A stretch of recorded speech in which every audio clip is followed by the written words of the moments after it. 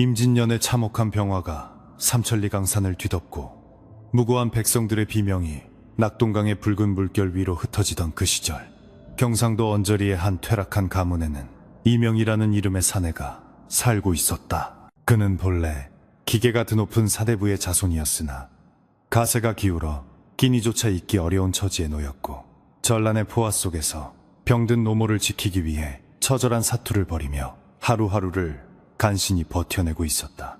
사방에서 들려오는 것은 외적의 칼날에 쓰러지는 동포들의 단명한 곡소리뿐이었고, 하늘은 매캐한 화약 연기와 타오르는 민가의 불길로 인해 칠흑 같은 어둠에 잠겨 있었다. 이명은 굶주림과 공포에 질린 채로 산속 깊은 곳에 숨어들었으나 그의 마음속에는 가문을 다시 일으키겠다는 헛된 욕망과 죽음의 문턱에 다다른 어머니를 살려야 한다는 절박함이 기괴하게 뒤섞여 한 가닥의 이성마저 갉아먹고 있었다. 그는 마을 어른들이 절대 발을 들이지 말라 경고했던 금단의 구역인 흑룡곡으로 향했는데, 그곳에는 아주 오래전부터 사악한 주술이 깃들어 있다는 소문이 무성한 폐사찰이 하나 자리하고 있었다. 전해지는 말에 따르면 그 사찰의 지하 깊은 곳에는 황금으로 도금된 불상이 모셔져 있으나 그것을 건드리는 자는 대대손손 피해 저주를 피하지 못할 것이라는 섬뜩한 전설이 서려 있었지만, 이명에게는 이제 선택의 여지가 전혀 없었다. 짙은 안개가 자욱하게 깔린 숲길을 헤치며 나아가는 그의 등 뒤로 차가운 소름이 돋았고, 이름 모를 산새들이 기이한 울음소리를 내뱉으며 마치 그를 비웃는 듯한 환청이 귓가를 맴돌았다. 이명은 떨리는 손으로 횃불을 움켜쥐고 드디어 사찰의 입구에 도착했는데, 그곳의 기와는 이미 검게 타버려 형체를 알아보기 힘들었고, 입구를 지키는 사천왕상은 머리가 잘린 채 기괴한 형상으로 서 있었다. 사찰 내부로 들어서자 썩은 고기 냄새와 정체를 알 수 없는 향, 연기가 뒤섞인 악취가 코를 찔렀고, 그는 본능적으로 무언가 잘못되었다는 것을 직감했으나 이미 뒤돌아가기에는 너무 늦어버린 상태였다. 불단 아래의 비밀 통로를 찾아낸 그는 어둠이 짙게 깔린 지하 계단을 한 걸음씩 내려가기 시작했으며, 각 층마다 벽면에 그려진 탱화들은 고통스럽게 죽어가는 지옥의 중생들을 묘사하며 그의 심장을 조여왔다. 마침내 도착한 지하 법당의 중앙에는 은은한 빛을 내뿜는 황금 불상이 놓여 있었는데, 그것은 자비로운 부처의 모습이 아니라 마치 비릿한 미소를 지으며 산자의 영혼을 탐하는 악귀의 얼굴을 하고 있었다. 이명은 두려움에 사로잡혀 잠시 주저했으나 곧 노모의 야윈 얼굴을 떠올리며 불상의 가슴 부분에 박힌 영롱한 보석을 향해 손을 뻗었고, 그 순간 사찰 전체가 거대한 진동과 함께 요동치기 시작했다. 보석을 뽑아내는 찰나 법당 안의 공기는 얼어붙을 듯 차가워졌고, 벽면의 그림들에서 검은 피가 흘러나오며 정체 모를 구슬픈 흐느낌이 사방에서 들려와 그의 정신을 혼미하게 만들었다. 이명은 보석을 품속에 갈무리하고 황급히 사찰을 빠져나왔으나 이미 산 아래에서는 왜군들의 함성소리와 함께 마을이 불타고 있는 광경이 펼쳐지고 있었고, 그는 자신이 저지른 행동이 불러온 인과응보를 예감하며 몸을 떨었다. 마을로 달려 내려갔을 때 그를 맞이한 것은 이미 숨이 끊어진 노모의 시신과 피비린내 진동하는 아비규환의 현장이었으며, 그는 땅을 치며 통곡하려 했으나 곧 왜군의 창끝이 그의 목전까지 다가왔다. 일본군 장수 가토의 수하들은 이명의 품속에서 빛나는 보석을 발견하고는 탐욕스러운 눈빛으로 그를 생포하라는 명령을 내렸고, 그렇게 그는 하루아침에 고귀한 선비에서 비참한 포로의 신세로 전락하고 말았다. 왜군들은 포로들을 짐승처럼 쇠사슬로 엮어 부산포로 끌고 갔는데, 그 길목마다 굶주림과 매질로 인해 쓰러져가는 이들의 시체가 산을 이루었으며, 이명은 자신이 훔친 보석이 이 모든 재앙의 씨앗이 아닌가 하는 자책에 시달렸다.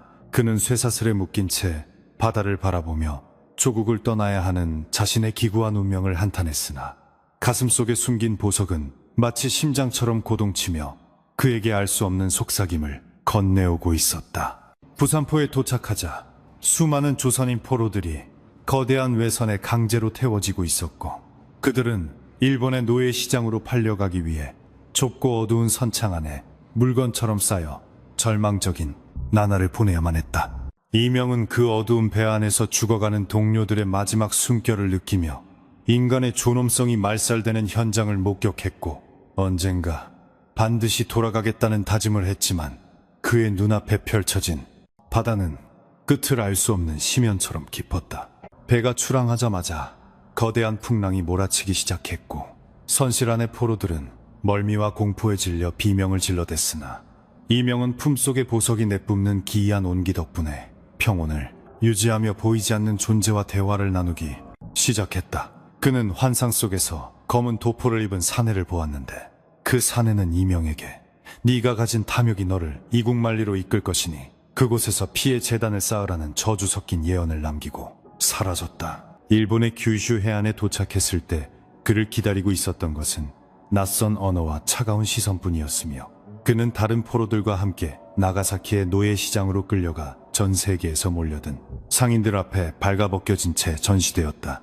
이명은 굴욕감에 입술을 깨물었으나 그의 비범한 외모와 품속에서 풍겨나오는 묘한 살기는 곧 유럽에서 온 포르투갈 상인들의 관심을 끌기에 충분했고, 그의 운명은 이제 동양을 넘어 서구의 어둠 속으로 치닫기 시작했다. 나가사키의 항구는 서양 열강의 거대 선박들과 기독교 신부들의 찬송가 소리로 뒤섞여 기묘한 분위기를 자아내고 있었으며, 이명은 그곳에서 자신의 이름을 버리고 오직 살아야 한다는 본능 하나만으로 버텼다. 그는 시장의 한 구석에서 자신을 유심히 지켜보던 한 사내와 눈이 마주쳤는데, 그는 바로 이탈리아 출신의 무역업자 프란체스코 카를레티였고, 그의 눈에는 이명을 단순한 노예가 아닌 기이한 영적 도구로 여기는 탐욕이 번득였다. 카를레티는 이명의 가슴속에 감춰진 보석의 정체를 꿰뚫어보는 듯한 미소를 지으며 왜군 장수에게 막대한 양의 은을 지불하고 그를 사들였고, 이명은 이제 낯선 이방인의 소유물이 되어 거대한 범선에 몸을 실었다. 배가 일본 연안을 벗어나 끝없는 수평선을 향해 나아갈 때 이명은 멀어져가는 고국의 산천을 바라보며 눈물을 흘렸으나, 그의 그림자는 이미 인간의 형상을 벗어나 기괴하게 뒤틀려 가판 위를 유령처럼 배회하고 있었다. 그는 선실 구석에 처박혀 매일 밤마다 꿈속에서 흑룡곡 폐사찰의 사천왕상들이 자신을 추격해오는 악몽을 꾸었으며, 그때마다 보석은 붉은 빛을 내뿜으며 선박 주변의 바닷물을 검게 물들이는 기이한 현상을 일으켰다. 이명은 자신이 이미 인간의 길을 벗어나 수라의 길에 들어섰음을 깨달았고, 유럽으로 향하는 이 기나긴 항로가 단순한 이동이 아니라 거대한 업보의 소용돌이 속으로 빠져드는 과정임을 서서히 받아들이기 시작했다. 나가사키의 항구는 동양의 끝자락에서 서양의 탐욕이 일렁이는 기괴한 경계선이었으며, 그곳은 비릿한 바다, 내음과 서양인들이 피우는 독한 담배 연기가 뒤섞여 숨이 막힐 듯한 긴장감을 자아내고 있었다. 이명은 쇠사슬에 묶인 채 장터의 차가운 바닥에 주저앉아 자신을 물건처럼 품평하는 이방인들의 눈길을 견뎌내야 했으며, 그의 머릿속에는 오직 고국의 산천과 피투성이가 되어 쓰러진 노모의 마지막 모습만이 환영처럼 떠올라 그를 괴롭혔다. 그때 군중 사이를 비집고 나타난 프란체스코 카를레티는 화려한 비단옷을 입었으나 그 눈빛만큼은 굶주린 늑대처럼 날카로웠고, 그는 이명의 곁을 지나치려다 돌연 멈춰서서 마치 자석에 이끌린 듯 사내의 가슴팍을 뚫어지게 응시하기 시작했다. 카를레티는 이미 수많은 나라를 유람하며 온갖 진귀한 보물과 영험한 물건들을 다루어 본 노련한 장사꾼이었기에, 이명의 품 안에서 새어나오는 그 불길하고도 강력한 기운을 본능적으로 감지할 수 있었다. 그는 이명의 목에 걸린 쇠사슬을 거칠게 잡아당기며 조선어로 몇 마디를 내뱉으려 애썼으나 말이 통하지 않자 곧장 외인 통역사를 불러 이 사내의 출신과 그가 지닌 물건에 대해 캐묻기 시작했다. 이명은 강렬한 살기를 뿜어내며 저항하려 했으나 며칠간 이어진 굶주림으로 인해 몸을 제대로 가누지 못했고, 그저 입술을 짓씹으며 카를레티의 푸른 눈동자 속에 비친 자신의 초라하고도 악귀 같은 형상을 증오스럽게 바라볼 뿐이었다. 결국 카를레티는 다른 노예 10명을 사고도 남을 만큼의 막대한 은괴를 지불하고 이명을 자신의 소유로 만들었으며, 이는 단순히 노동력을 얻기 위함이 아니라 이명이 품고 있는 그 신비한 보석의 비밀을 파헤치려는 사악한 호기심에서 비롯된 행동이었다. 그는 이명을 자신의 숙소로 끌고 가 직접 물을 먹이고 정갈한 옷을 내주었으나 그것은 자비가 아니라 마치 제단에 올릴 제물을 정결하게 씻기는 사제의 행위와도 같아 이명은 오히려 더 큰 공포를 느꼈다. 카를레티는 촛불 하나만이 일렁이는 방 안에서 이명에게 다가와 조심스럽게 그의 품속을 뒤졌고 마침내 흑룡국 폐사찰에서 훔쳐온 그 핏빛 보석이 세상 밖으로 모습을 드러내게 되었다. 보석이 빛을 발하자 방 안의 그림자들이 마치 살아있는 생물처럼 꿈틀거리며 벽면을 타고 올라갔고 카를레티는 경외심에 가득 찬 표정으로 보석을 어루만지며 그것이 단순한 보석이 아니라 고대 동양의 원혼들이 봉인된 영매임을 단번에 알아차렸다. 그는 이명에게 이것을 어디서 얻었는지 집요하게 물었으나 이명은 묵묵부답으로 일관했고 화가 난 카를레티는 단검을 꺼내 이명의 손등을 살짝 그어 흘러나온 피를 보석 위에 떨어뜨리는 기이한 의식을 행하였다. 피가 닿는 순간 보석은 비명을 지르는 듯한 소름 끼치는 공명음을 내뱉었으며 그 소리는 이명의 귓가에 이제 너와 나는 영원히 하나가 되었다는 망자의 속삭임으로 변하여 그의 영혼을 난도질하기 시작했다. 그날 밤 카를레티는 이명에게 서양식 계약서를 내밀며 그가 자신의 수행원이자 통역사로서 유럽까지 동행할 것을 명령했고 만약 이를 거역할 시에는 보석을 파괴하여 그 저주가 이명의 가족과 고향 땅에 영원히 머물게 하겠다는 협박을 늘어놓았다. 이명은 이 사악한 이방인이 단순한 상인이 아니라 어둠의 마술에 심취한 자임을 깨달았으며 자신의 목숨보다 소중했던 고결한 선비의 긍지를 꺾고 결국 피로 물든 계약서에 자신의 지장을 찍음으로써 돌이킬 수 없는 악마와의 동행을 시작했다. 다음 날 아침 그들이 탑승한 거대한 범선 성 안토니오호는 나가사키 항을 떠나 끝을 알 수 없는 대해를 향해 돛을 올렸고 이명은 멀어져가는 육지를 보며 자신이 다시는 이 땅을 밟지 못할 것임을 직감했다. 광활한 태평양의 파도는 거칠기 짝이 없었으며 범선은 마치 거대한 괴물의 뱃속처럼 어둡고 습한 공기로 가득 찼고 이명은 선박 깊숙한 곳에 마련된 작은 방에 갇혀 매일같이 보석에서 흘러나오는 환청과 환각에 시달려야만 했다. 배 안의 선원들은 조선에서 온 이 기이한 사내를 안토니오라 부르며 조롱하고 멸시했으나 그가 지나갈 때마다 이유 없이 등 뒤로 서늘한 바람이 불고 밤마다 선창에서 정체불명의 흐느낌이 들려오자 서서히 그를 두려움의 대상으로 여기기 시작했다. 카를레티는 이명을 수시로 자신의 선실로 불러들여 서양의 언어와 예법을 가르치는 한편 그가 지닌 보석을 이용해 항해의 안전을 점치거나 폭풍우를 피하려는 주술적인 실험을 반복하며 이명의 생명력을 조금씩 갉아먹었다. 어느 날 밤 인도양의 뜨겁고 습한 바람이 대지를 적실 무렵 배 위에서는 설명하기 힘든 끔찍한 사건이 발생했는데 평소 이명을 유독 괴롭히던 한 선원이 갑자기 미쳐버려 자신의 눈을 파내고 바다로 뛰어드는 참사가 벌어진 것이었다. 현장에는 오직 붉은 핏자국만이 남겨져 있었고 선원들 사이에서는 조선인이 데려온 악귀가 사람을 잡아먹었다는 흉흉한 소문이 돌았으나 카를레티는 이를 방관하며 오히려 이명이 가진 어둠의 힘이 강해지는 것을 보며 기괴한 만족감을 드러냈다. 이명은 거울 속에 비친 자신의 눈동자가 서서히 핏빛으로 변해가는 것을 목격하고는 절망했으며 자신이 지키려 했던 모든 가치가 무너져 내리고 오직 파괴와 원망만이 남은 괴물로 변모해가고 있음을 뼈저리게 실감했다. 배가 적도를 지날 무렵에는 원인 모를 전염병이 창궐하여 수많은 노예와 선원들이 고열에 시달리며 죽어나갔으나 오직 이명과 카를레티만이 멀쩡하게 살아남아 시체들을 바다로 던지는 광경을 지켜보는 기이한 상황이 연출되었다.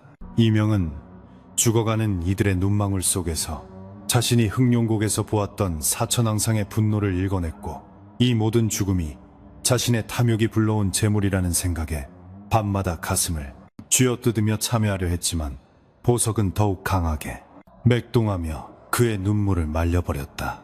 카를레티는 이제 숨기지도 않고 이명을 살아있는 부적이라 부르며 그에게 영혼을 팔 것을 종용했고 이명은 그가 건네는 붉은 포도주가 마치 자신이 죽인 사람들의 피처럼 느껴져 구역질을 참으며 그것을 들이켜야만 했다. 대서양에 진입하자 날씨는 급격히 나빠져 집채만한 파도가 배를 집어삼킬 듯 달려들었으며 선박의 목재들이 비명을 지르며 부서져 나가는 극한의 위기 상황 속에서 카를레티는 마침내 이명에게 금지된 주술을 행할 것을 강요했다. 그는 이명의 손등에 깊은 상처를 내어 보석에 피를 쏟게 했고, 이명은 극심한 고통 속에서 조선의 고대 망자들을 부르는 주문을 읊조렸는데, 그러자 바다 위로 거대한 검은 그림자가 솟아올라 파도를 억누르는 기적 같은 광경이 펼쳐졌다. 선원들은 이 공포스러운 광경에 무릎을 꿇고 십자가를 그으며 기도했으나 정작 이명의 영혼은 그 순간 만신창이가 되어버렸고, 그는 자신이 신을 배신하고 악마의 앞잡이가 되었음을 깨달으며 차라리 이 배가 침몰하여 모든 것이 끝나기를 간절히 바랐다. 폭풍이 잦아든 후 배는 마침내 희망봉을 돌아 아프리카의 해안선을 따라 북상하기 시작했으며, 이명은 이제 자신이 인간의 언어가 아닌 망자들의 속삭임을 더 명확하게 들을 수 있게 되었음을 깨닫고는 서늘한 미소를 지었다. 카를레티는 이명의 변화를 흥미롭게 관찰하며 그를 데리고 유럽의 귀족 사회에 진출하여 막대한 권력을 손에 넣을 환상에 사로잡혔고, 이명은 그런 주인의 어리석음을 비웃으며 자신을 파멸로 이끈 이 세상 전체를 향한 복수의 칼날을 마음속 깊은 곳에 갈기 시작했다. 항해는 수개월간 이어졌으며 그동안 이명의 피부는 창백하게 변해 마치 살아있는 시체와 같은 형상을 하게 되었고, 그의 주변에는 항상 검은 안개가 자욱하게 깔려 낮에도 촛불 없이는 그의 얼굴을 제대로 볼 수 없을 정도가 되었다. 지중해의 푸른 물결이 눈앞에 펼쳐졌을 때 이명은 비로소 자신이 살던 세상과는 완전히 다른 차원의 공간에 들어왔음을 느꼈고, 멀리 보이는 이탈리아의 항구 도시들은 거대하고 웅장한 석조 건물들로 가득 차 있어 그 위용에 잠시 압도당했다. 하지만 그 아름다운 도시들의 밑바닥에는 조선의 전쟁터 못지않은 추악한 욕망과 배신이 도사리고 있음을 그는 본능적으로 눈치챘으며, 이제 이곳에서 시작될 새로운 지옥의 막이 오르기를 기다리며 품속의 보석을 더욱 꽉 움켜쥐었다. 카를레티는 배가 정박하기도 전에 이미 피렌체의 유력 인사들에게 서신을 보내 조선에서 온 신비한 영매의 등장을 알렸고, 이명은 이제 구경거리이자 위험한 무기가 되어 유럽 대륙의 심장부로 한 걸음을 내딛게 되었다. 항구에 발을 내딛는 순간 이명은 대지의 기운이 자신의 고향과는 판이하게 다르다는 것을 깨달았는데, 이곳의 흙에는 수천 년간 쌓인 서양 망자들의 원한이 서려 있어 그 기운이 자신의 보석과 기묘하게 반응하며 온몸에 신경을 자극하는 것을 느꼈다. 카를레티는 이명을 화려한 가마에 태워 세간의 시선을 피하게 했으나, 가마 틈새로 새어나오는 검은 연기와 비릿한 향기는 길을 지나던 사람들의 발길을 멈추게 했고, 사람들은 십자가를 그으며 이 불길한 행렬이 재앙을 몰고 올 것이라 수군거렸다. 이명은 가마 안에서 눈을 감은 채 자신을 억누르는 이방의 신들에게 선전포고를 하듯 나지막한 주문을 외웠으며, 그의 입술 끝에는 피보다 진한 증오의 기운이 서려 있어 보는 이로 하여금 간담이 서늘해지게 만들었다. 피렌체로 향하는 길목마다 이명은 환상 속에서 자신을 꾸짖는 조선의 조상들을 보았으나, 이제 그들의 목소리는 너무나 멀게만 느껴졌고, 대신 그의 곁에는 서양의 악마들이 날개를 퍼덕이며 새로운 주인의 탄생을 축복하는 듯한 기괴한 환청만이 가득했다. 카를레티는 그런 이명의 상태를 전혀 개의치 않고 오직 자신이 얻게 될 명성과 부에만 집착하여 말의 채찍을 휘둘렀고, 이명은 주인의 뒷모습을 보며 언젠가 그의 심장을 이 보석에 제물로 바칠 날을 머릿속으로 수천 번 넘게 그려보았다. 그렇게 조선의 포로였던 사내 이명은 이제 안토니오라는 이름의 껍데기를 쓴 채 유럽을 뒤흔들 피해 폭풍의 핵이 되어 서구 문명의 화려한 조명 속으로 서서히 걸어 들어갔다. 이탈리아의 고풍스러운 대저택에 도착했을 때 그를 맞이한 것은 차가운 대리석 바닥과 화려한 천장화였으나, 이명에게는 그 모든 것이 거대한 감옥의 창살처럼 느껴졌으며, 그는 방 한가운데 놓인 침대에 몸을 눕히고는 비로소 긴 항해 끝에 안식을 찾으려 했었다. 그러나 잠이 들려는 찰나 보석은 다시금 붉게 타오르며 그에게 피의 대가를 요구했고, 이명은 고통에 몸부림치며 저택의 벽면을 손톱으로 긁어댔는데 다음날 아침 그 벽면에는 정체불명의 조선 문자로 쓰인 저주의 글귀들이 새겨져 저택의 하인들을 경악해 했다. 카를레티는 이 현상을 보고 오히려 기뻐하며 이명을 곧 열릴 대귀족의 연회에 선보일 준비를 서둘렀고, 이로써 조선인 안토니오와 서양의 어둠이 결합한 잔혹한 인연의 수레바퀴는 멈출 수 없이 굴러가기 시작했다. 피렌체의 거대한 대저택, 지하실은 햇빛 한 점 들지 않는 영원한 동토와 같았으며, 그곳의 공기는 지독한 습기와 곰팡이, 그리고 정체 모를 비린내로 가득 차 있어 숨을 들이쉴 때마다 폐부가 썩어 들어가는 듯한 고통을 안겨주었다. 이명은 그 어둠의 심장부에 가부좌를 틀고 앉아 자신의 품속에서 맥동하는 보석을 응시했는데, 이제 보석은 단순한 광물이 아니라 혈관이 꿈틀거리는 살아있는 심장처럼 기괴한 박동을 내뿜으며 지하실 전체의 공기를 진동시키고 있었다.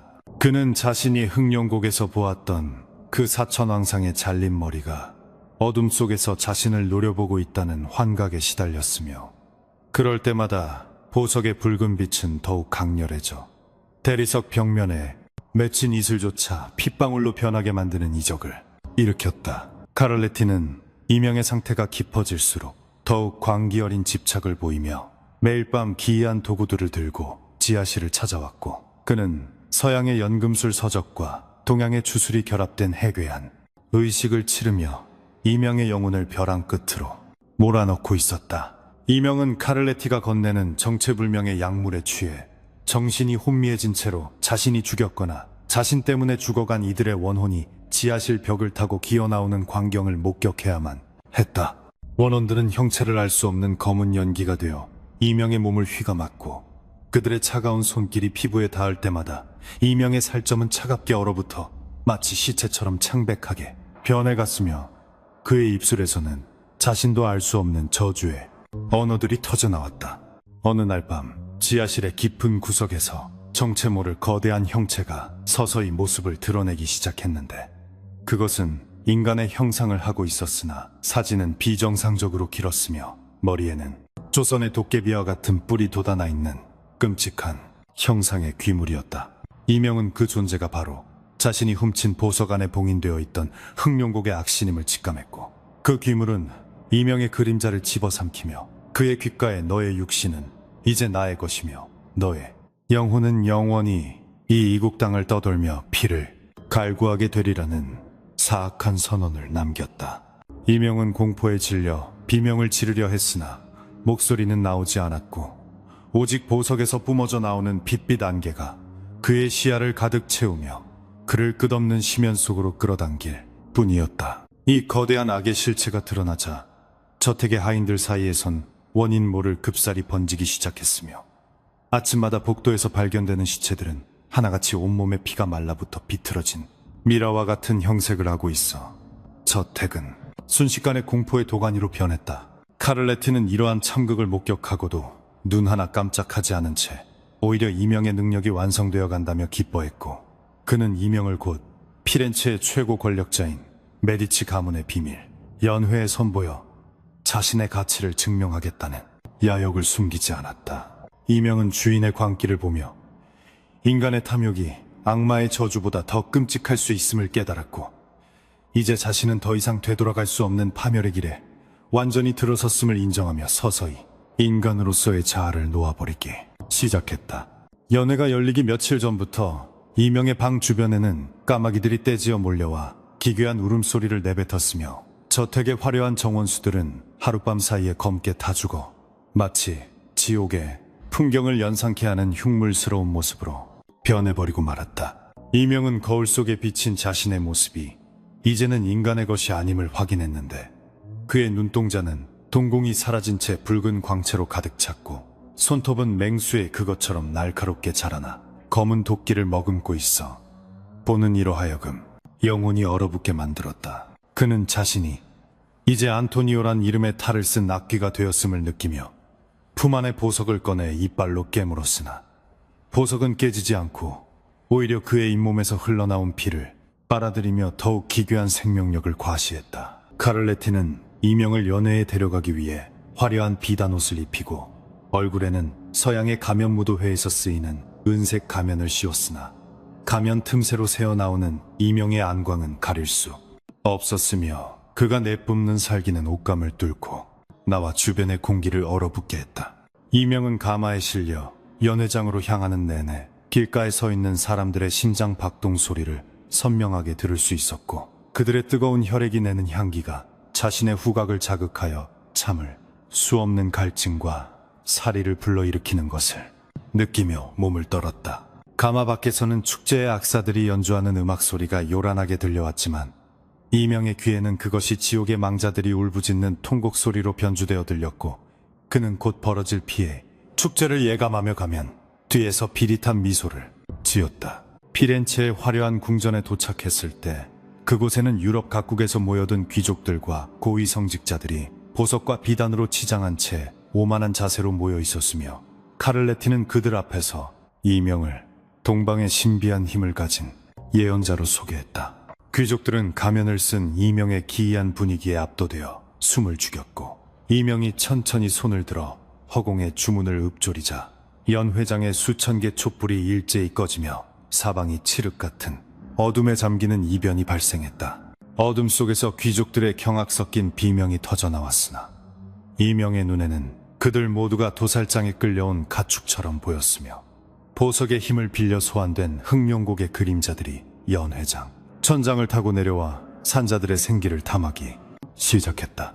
이명은 자신의 의지와 상관없이 보석이 이끄는 대로 연회장 중앙으로 걸어 나갔으며 그의 발걸음이 닿는 곳마다 대리석 바닥이 갈라지고 그 틈새에서 검은 액체가 솟구쳐 올라 화려한 음식과 포도주를 오염시키는 참혹한 광경이 연출되었다. 한 고위 추기경이 십자가를 높이 들며 이명을 향해 퇴마의 기도를 올리려 했으나 이명이 그를 응시하자 추기경이 든 은제 십자가는 순식간에 검게 부식되어 녹아내렸고 추기경은 입에서 검은 피를 토하며 그 자리에 거꾸로졌다. 연 회장은 순식간에 아비규환의 현장으로 변해 귀족들은 서로를 짓밟으며 도망치려 했으나 문들은 알 수 없는 힘에 의해 굳게 닫혀 있었고 이명은 그 중심에서 피의 재단이 완성되어 가는 과정을 황홀경 속에서 지켜보았다.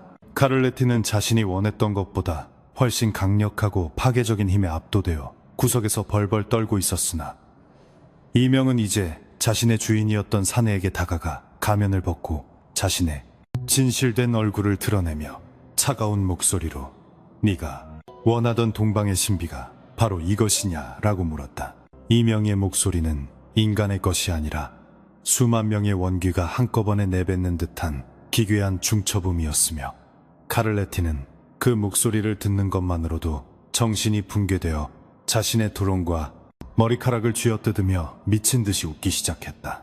이명은 보석의 빛을 카를레티의 가슴에 투사했고 그 순간 카를레티의 몸 안에서 그가 평생 쌓아온 탐욕의 기억들이 검은 연기가 되어 빠져나와 보석 안으로 빨려 들어가는 장엄하고도 끔찍한 의식이 거행되었다. 그날 밤 피렌체의 궁전에서 살아 돌아온 자는 아무도 없었으며 다음날 아침 문을 열고 들어온 근위병들이 목격한 것은 사지가 절단된 채 예술작품처럼 배열된 귀족들의 시신과 벽면 가득 적힌 알 수 없는 동양의 문자들 뿐이었다. 이명은 그 혼란을 틈타 어둠 속으로 사라졌으나 그가 머물렀던 자리에는 항상 흑룡곡의 비릿한 향취가 남겨져 있었으며 사람들은 이제 그를 안토니오가 아니라 피렌체의 사신이라 부르며 공포에 떨기 시작했다. 그는 이제 자신이 조선으로 돌아갈 수 없음을 완전히 깨달았고 대신 이 비참한 유럽 대륙 전체를 자신의 원한으로 물들여 고향에서 겪었던 그 참혹한 고통을 이방인들에게도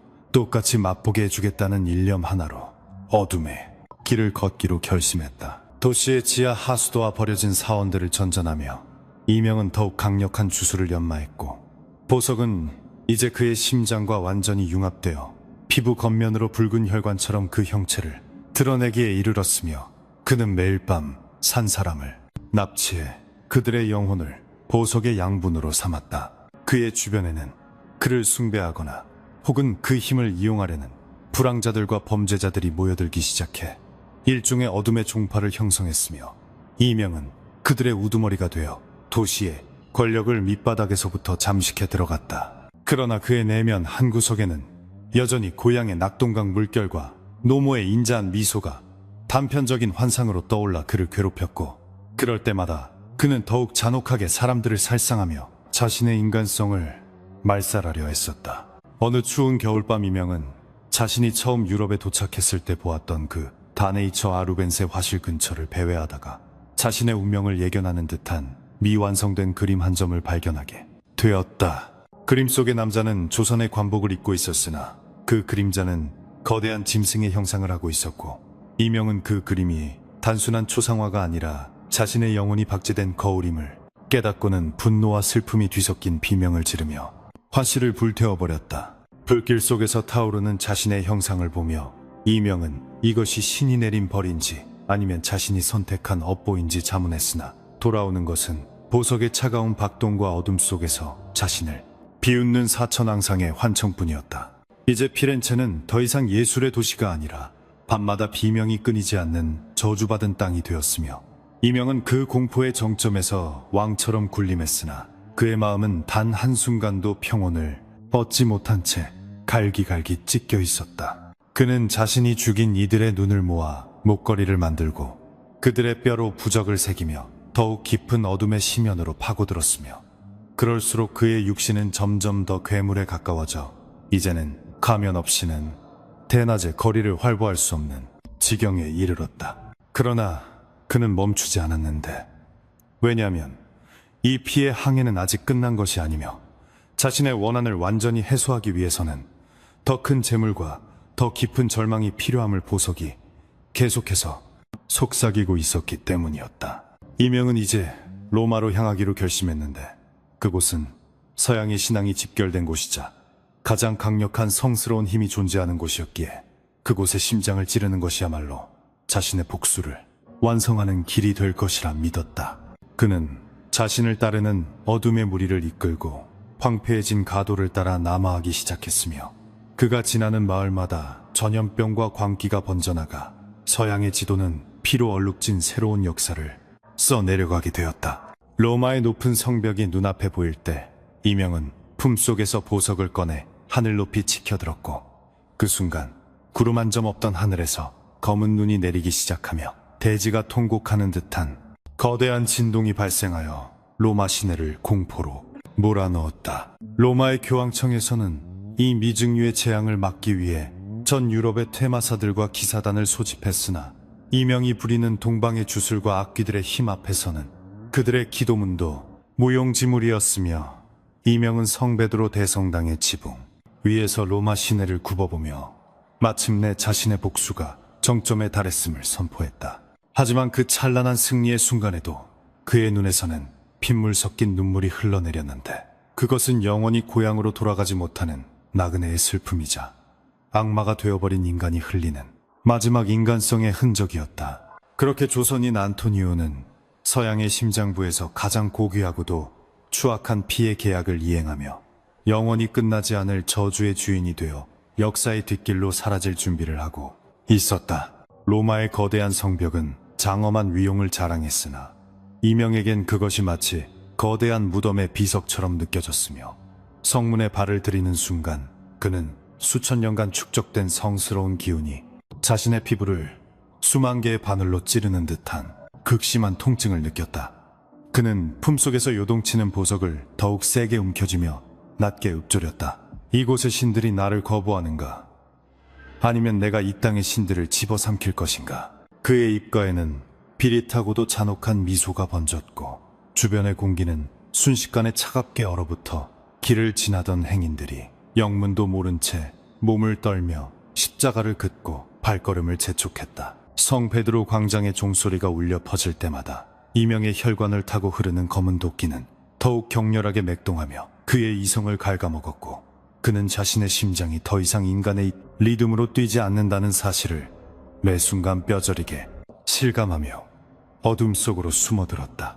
그는 로마의 지하 세계를 지배하며 교황청의 권위 뒤에서 추악한 욕망을 채우는 어르신이 추기경이라는 인물과 접촉하게 되었는데, 추기경은 이명이 지닌 동방의 주술적 힘을 이용해 반대파를 숙청하고 절대적인 권력을 찬탈하려는 사악한 음모를 꾸미고 있었다. 두 사람의 만남은 버려진 카타콤의 깊은 지하에서 이루어졌으며 그곳은 수많은 유골이 쌓여있는 죽음의 성소이자 이명에게는 최적의 재단이 될 장소였다. 오르시니 추기경은 이명의 창백한 안색과 가면 사이로 새어나오는 붉은 안광을 보고도 전혀 두려워하지 않은 채 탐욕스러운 눈빛으로 그에게 계약을 종용하며 말했다. 그대가 가진 그 기이한 보석의 힘을 나에게 바친다면 나는 그대에게 로마의 밤을 지배할 권세와 고향으로 돌아갈 수 있는 황금배를 내어주겠다. 이명은 추기경의 제안 속에 숨겨진 얄팍한 기만을 간파했으나 오히려 그것을 역이용하여 자신의 복수를 완성하고자 하는 뒤틀린 갈망에 사로잡혀 자신의 손등을 깊게 갈라 검은 피를 보석 위에 쏟아부으며 돌이킬 수 없는 피의 계약을 맺기로 결심했다. 계약의 순간 보석은 눈이 멀 정도의 핏빛 광채를 내뿜으며 카타콤 전체를 뒤흔들었고 벽면의 유골들은 마치 살아있는 것처럼 꿈틀거리며 이명의 발치에 엎드려 새로운 어둠에 주인을 경배하는 기괴한 광경을 연출했다. 이명은 이제 자신의 인간적인 양심을 완전히 제물로 바치는 대가로 대지를 저주하고 죽은 자들을 조종할 수 있는 금지된 권능을 손에 넣었으며 그의 등 뒤에는 조선의 원기들과 서양의 악마들이 뒤섞인 거대한 그림자가 도다나 지하실의 천장까지 가득 메웠다. 추기경은 그 압도적인 공포 앞에 무릎을 꿇고 떨었으나 이미 탐욕에 눈이 멀어 자신이 불러들인 것이 인간이 아닌 재앙 그 자체임을 깨닫지 못했다. 이명은 계약에 따라 로마의 유력 가문들에게 저주를 내리기 시작했는데 그 방식은 지극히 정교하고도 잔혹하여 희생자들은 낮에는 천사의 환상을 보다가 밤이 되면 자신의 살점을 뜯어먹는 광기에 사로잡혀 비참한 최후를 맞이했다.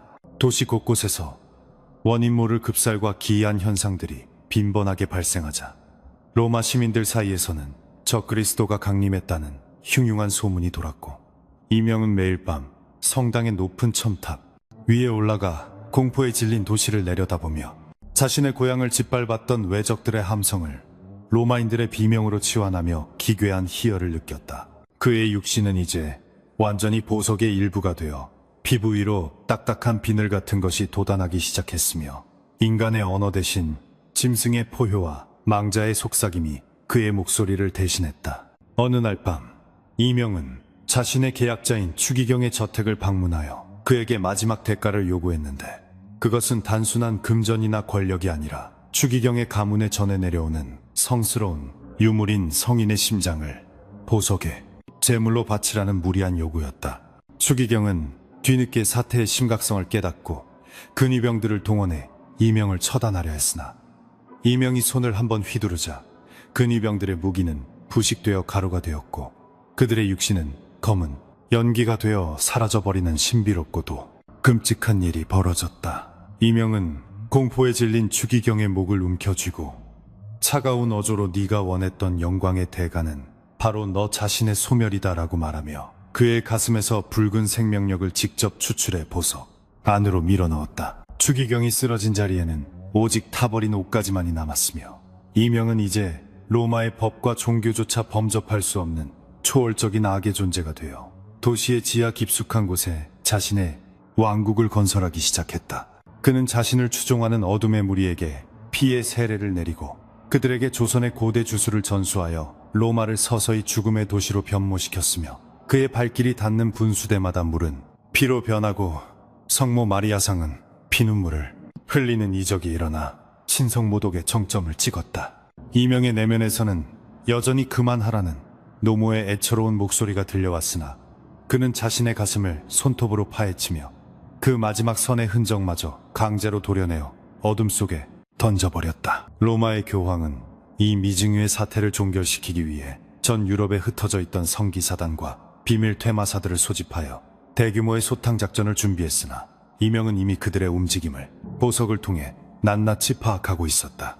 그는 로마의 하수도망을 이용해 도시 전체에 저주의 진을 설치했고 그 진이 완성되는 순간 도시의 모든 등불이 일제히 꺼지며 수만 마리의 까마귀가 하늘을 덮어 낮을 밤으로 바꾸는 기적을 일으켰다. 이명은 이제 자신이 인간 안토니오가 아니라 대양을 건너온 저주의 화신임을 선포하며 서양의 종교적 권위가 가장 높은 곳에서 무너져 내리는 과정을 조소 섞인 눈빛으로 지켜보며 다음 단계의 파멸을 구상했다. 그는 성 베드로 대성당 앞 광장에 거대한 피의 제단을 쌓고 로마의 포로가 된 조선인 동포들의 영혼을 위로한다는 명목하에 산 사람들을 제물로 바치는 광기 어린 의식을 행하였으며, 그 과정에서 뿜어져 나오는 원한의 기운은 로마의 상공에 거대한 흑룡의 형상을 만들어냈다. 이 의식을 통해 이명의 힘은 정점에 도달했으나 그 대가로 그의 영혼은 수천 갈래로 찢겨 영원한 고통의 소용돌이 속에 갇히게 되었고,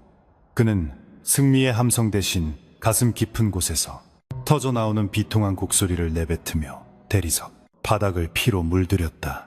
이제 그는 돌아갈 수 없는 길을 넘어 존재 자체의 소멸을 향해 나아가고 있었으며, 로마는 그의 증오를 받아내는 거대한 그릇이 되어 함께 침몰해갔다.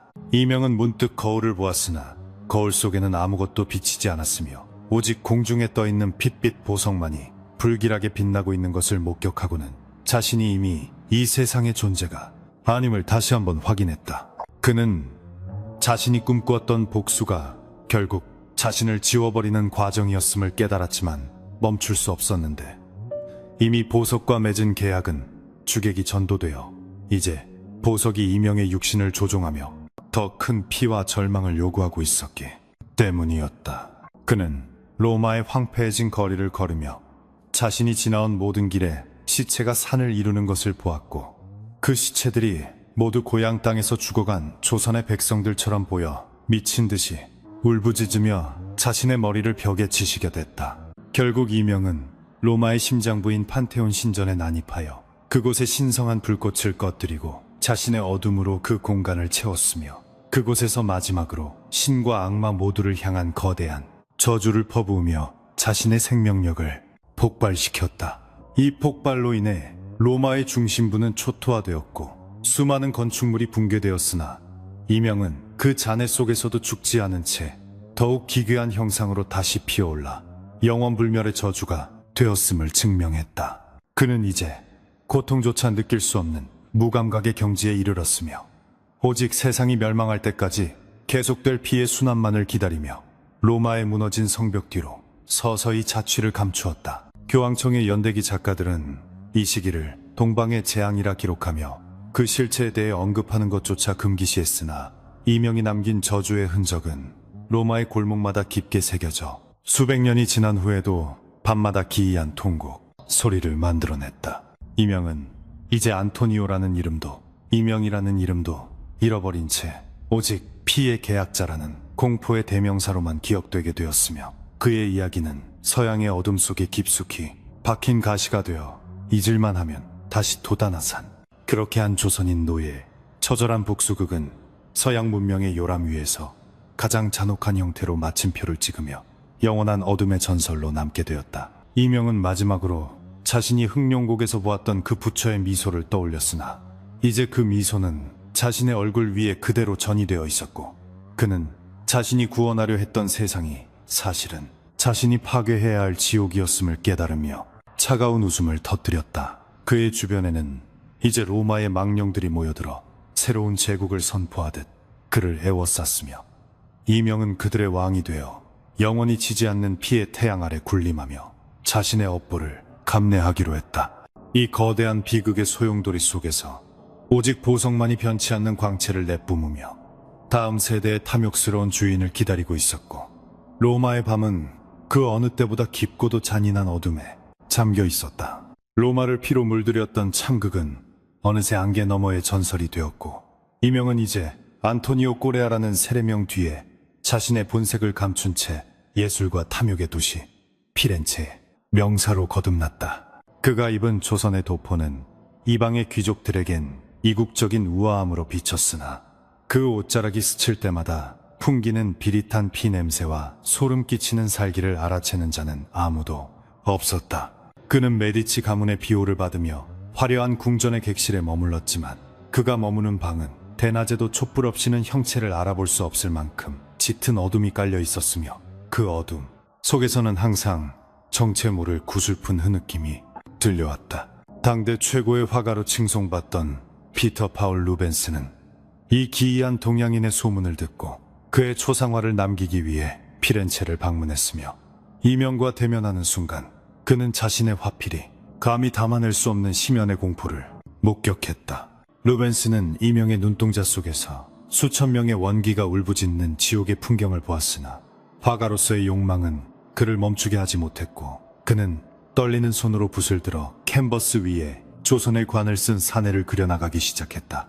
그림이 완성되어 갈수록 작업실의 공기는 무겁게 가라앉았으며 화폭 속의 인물은 살아있는 것처럼 눈을 번뜩이며 루벤스의 영혼을 잠식해 들어갔다. 이명은 루벤스의 앞에 앉아 무표정한 얼굴로 창밖을 응시했으나 그의 내면에서는 흑룡곡의 보석이 요동치며 화가의 생명력을 탐하고 있었고 그는 자신의 그림자가 캔버스로 옮겨갈 때마다 영혼의 일부가 찢겨나가는 듯한 기묘한 감각에 사로잡혔다.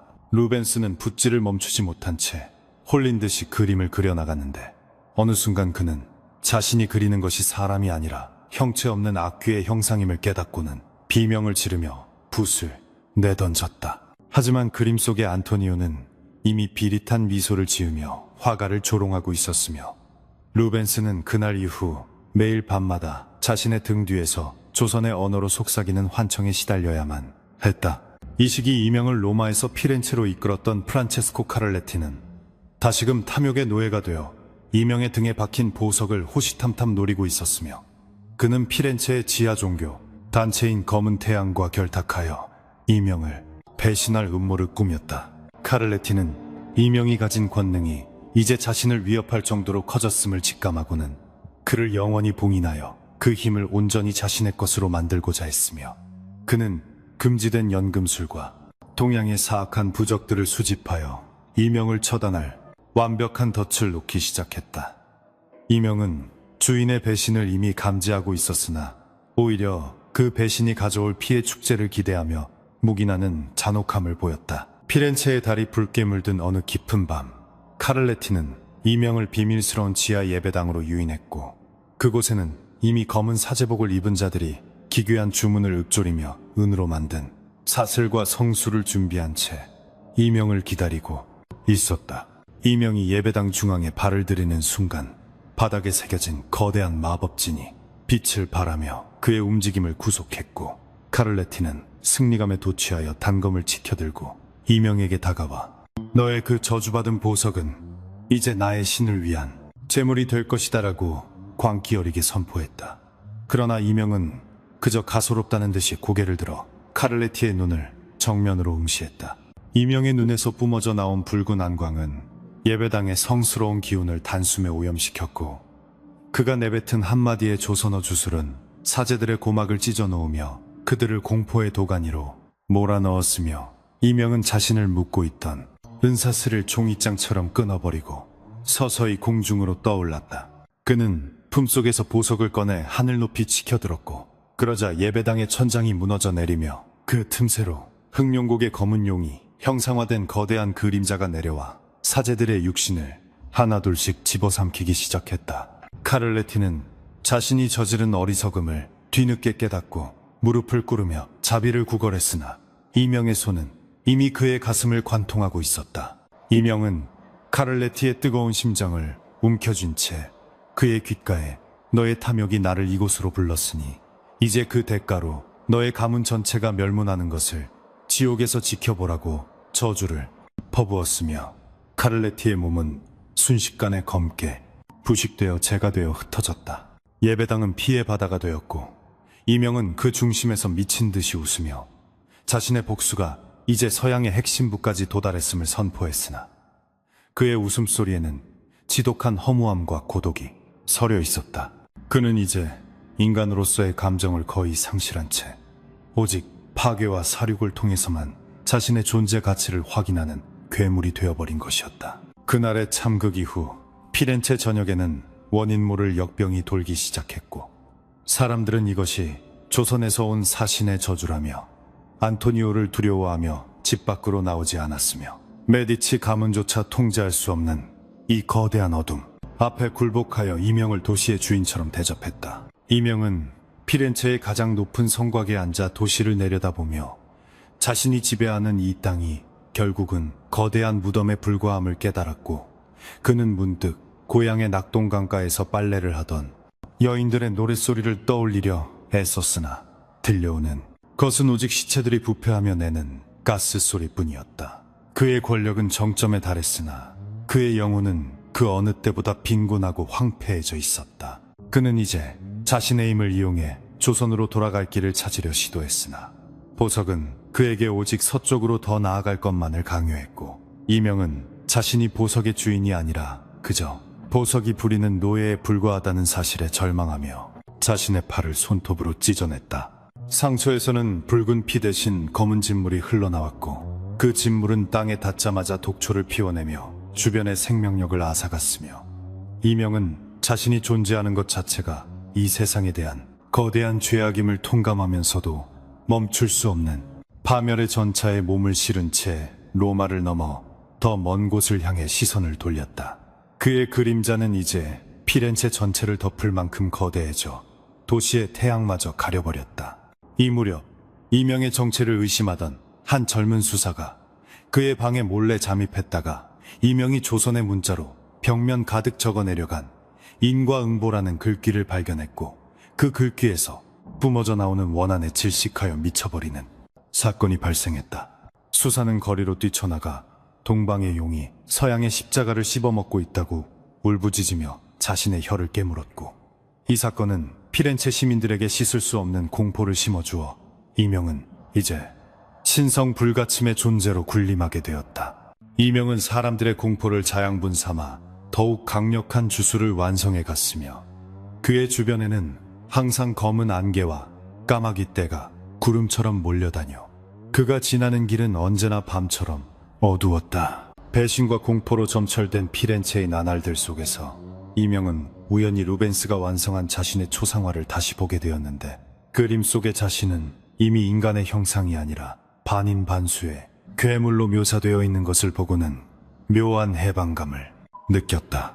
그는 이제 자신이 돌아갈 곳도 받아줄 사람도 없는 영원한 이방인임을 자각하고는 초상화 속의 눈동자를 손가락으로 눌러 터뜨렸고, 그러자 실제 이명의 눈에서도 핏물이 흘러내리며 그림과 실체가 하나로 동화되는 기이한 의식이 완성되었다. 그는 이제 물리적인 육신에 얽매이지 않는 영적인 존재로 진화하고 있었으며, 그의 목표는 이제 일개 도시가 아니라 서구 문명의 근간을 흔드는 것으로 수정되었다. 그는 피렌체의 모든 종교적 상징물들을 파괴하거나 오염시키는 행위를 즐겼으며, 성모 마리아상의 목을 잘라 그 자리에 개의 머리를 얹어놓는 등 극심한 신성 모독을 자행했으나 그를 막아설 수 있는 자는 아무도 없었다.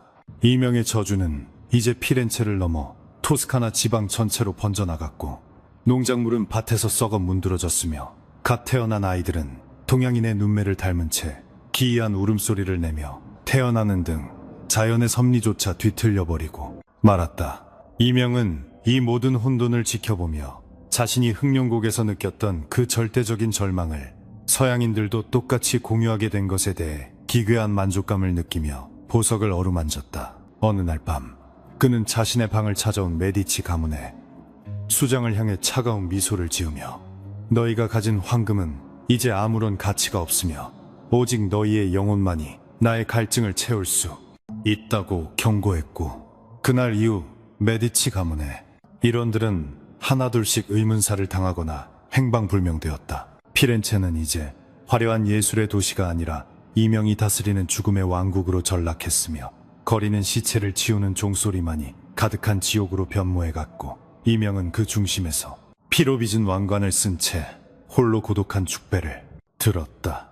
그의 배신은 사람에 대한 것이 아니라 세상 전체에 대한 것이었으며, 그 대가는 너무나도 가혹하고도 찬란했다. 그는 마지막으로 자신의 이름을 불렀던 조선의 동료 포로들을 떠올리며 그들의 유골을 피렌체의 지하 광장에 모아 거대한 탑을 쌓았고, 그 탑의 꼭대기에서 보석을 폭발시켜 로마까지 닿는 거대한 충격파를 발산하며 자신의 존재감을 전 유럽에 알렸다. 이제 안토니오 꼬레아라는 이름은 구원자가 아닌 파멸의 대명사가 되어 역사서에 기록되기 시작했으며, 그가 남긴 피의 발자국은 수백 년이 흘러도 지워지지 않는 낙인이 되어 서구인의 무의식 속에 깊은 공포로 자리 잡게 되었다. 이명은 이제 피렌체를 떠나 자신의 마지막 종착역인 영원한 업보의 땅으로 향할 준비를 마쳤으며 그의 뒤에는 오직 타버린 폐허와 울부짖는 망령들의 곡소리만이 남겨졌다. 그가 성문을 나설 때 피렌체의 모든 종이 일제히 제멋대로 울리기 시작했고 하늘에서는 검은 비가 내려 대지를 적셨으며 이명은 뒤를 돌아보지 않은 채 어둠 속으로 성큼성큼 걸어 들어갔다. 그의 등 뒤로 보이는 피렌체의 모습은 마치 거대한 불지옥과도 같았으나 이명에게는 그 광경이 자신의 고향을 태우던 왜군의 불길보다 아름답게 느껴졌고 그는 비로소 진정한 평온에 가까운 무감각을 느끼며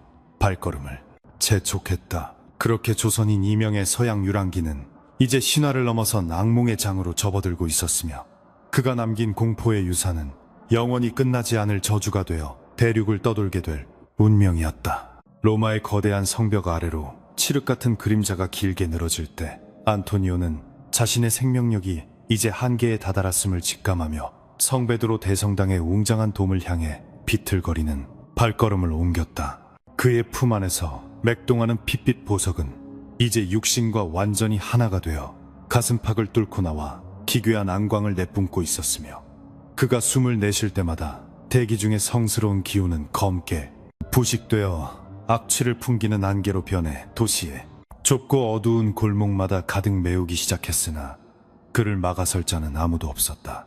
대성당의 거대한 청동문 앞에 도달했을 때 이명은 자신이 처음 흑룡국의 폐사찰에서 불상의 보석을 훔쳤던 그날의 기억을 떠올렸으며 그것이 단순한 탐욕이 아니라 수천 년을 이어온 악연의 굴레였음을 비로소 깨닫고는 피 섞인 웃음을 터뜨렸다. 그는 이제 이방의 신들이 모인 이곳에서 자신의 모든 업보를 쏟아내고 영원한 소멸을 맞이하려 했으나 보석은 그의 의지를 비웃기라도 하듯 더욱 강렬한 살기를 뿜어내어 그의 팔다리를 강제로 움직여 신성한 제단 앞으로 그를 이끌어 전진하게 만들었다. 제단 위에 서자 천장의 화려한 벽화 속 천사들은 일제히 눈을 감고 피눈물을 흘리기 시작했으며 이명이 입을 열어 마지막 주술을 읊조리자 성당 내부의 수천 개 촛불이 일제히 검은 불꽃으로 타오르며 지옥의 문이 열리는 듯한 굉음이 로마 전역에 울려 퍼졌다. 그는 자신의 가슴에 박힌 보석을 두 손으로 움켜쥐고는 있는 힘껏 잡아당겼는데 그 순간 그의 육신은 수만 갈래로 찢겨나가는 고통 속에서 검은 연기가 되어 흩어졌고 그 연기는 성당의 대리석 기둥마다 스며들어 영원히 지워지지 않는 저주의 무늬를 새겼다. 이명의 영혼이 육신을 이탈하는 찰나 그는 환상 속에서 낙동강의 맑은 물결과 자신을 기다리는 노모의 야윈 손길을 보았으나 이미 악귀가 되어버린 그에게 돌아갈 길은 허락되지 않았으며 오직 억겁의 세월 동안 이 차가운 이국 땅의 어둠 속에 갇혀 떠돌아야 한다는 잔혹한 인과응보의 판결만이 그의 귓가를 때렸다. 그의 의식은 점차 희미해졌지만 그가 흘린 마지막 혈루는 제단 바닥을 적셨고 그곳에서 피어오른 검은 꽃들은 성스러운 성당을 순식간에 아비규환의 폐허로 만들어버리는 최후의 이적을 행하며 그의 존재를 증명했다. 한편 피렌체의 화실에 남아있던 루벤스의 초상화 한복 입은 남자는 이명이 소멸하는 순간 기괴하게 요동치며 화폭 밖으로 검은 액체를 쏟아냈고 그림 속 인물의 눈동자에는 실시간으로 고통받는 이명의 영혼이 박제되어 영원히 꺼지지 않는 증오의 빛을 내뿜기 시작했다. 루벤스는 공포에 질려 그림을 불태우려 했으나 불길은 그림에 닿기도 전에 차갑게 식어버렸고 오히려 그림 속의 안토니오가 화가의 목소리를 흉내내며 우리는 이제 영원히 기록되어 잊히지 않으리라는 섬뜩한 예언을 남겨 화가를 미쳐 죽게 만들었다. 로마의 교황청은 이 사건을 철저히 은폐하기 위해 성당의 지하를 폐쇄하고 기록을 말살했으나 매년 이명이 소멸한 그날 밤이 되면 성 베드로 광장에는 조선의 상복을 입은 사내가 피눈물을 흘리며 춤을 추는 유령이 나타난다는 소문이 수백 년간 끊이지 않고 이어졌다.